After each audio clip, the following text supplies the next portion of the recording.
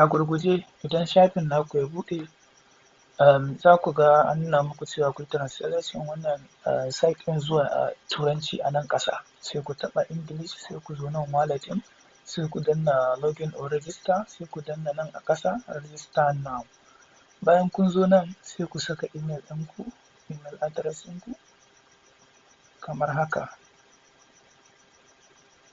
A nan sai ku saka password, da yake ni na riga da na yi copying password ɗina sai na saka, sai referral ID dama na riga da na tura muku shi, sai ku zo ku yi copying ɗin shi kamar haka, sai ku dawo ku saka. Wannan referral ID ɗin idan mutum bai saka shi ba abin da zai samu, amma idan ka saka shi ne zai baka damar samun wannan machine ɗin da zai dinga baka $2.8 duk rana.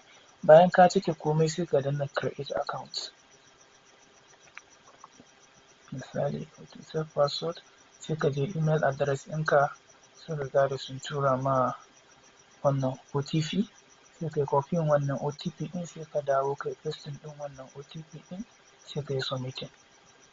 To bayan ka yi haka shikenan, yanzu sai ka cike wannan, ka sa email ɗinka da password ɗinka, sai ka saka wannan recaptcha ɗin, sai ka yi login. Da ka yi login ya buɗe, abu na gaba shine sai ka danna wannan abun da ke hannunka na hagu, sai ka shiga identification. Idan ka shiga identification a nan sai ka saka sunanka, a nan idan voters card ne za ka saka bin number ɗin shi, ko kuma ka saka wannan number ɗin mai farawa da A ta gefe, kowanne ka saka ina ga zai yi, domin ni dai ba da shi ne ba, amma ku gwada. So a nan sai ka saka number wayanka na WhatsApp.